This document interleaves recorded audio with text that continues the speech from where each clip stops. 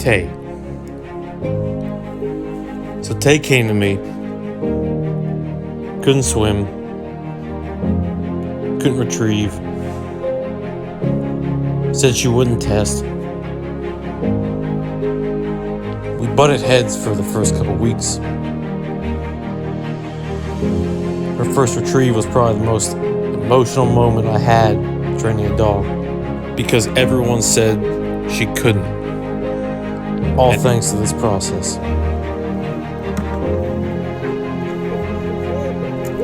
There was never another like it.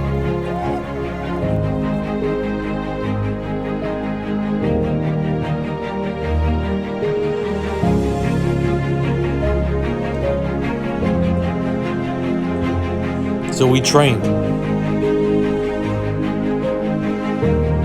We didn't stop.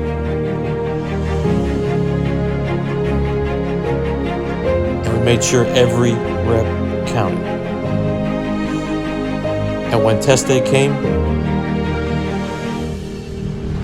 she dominated. That is a result of this program.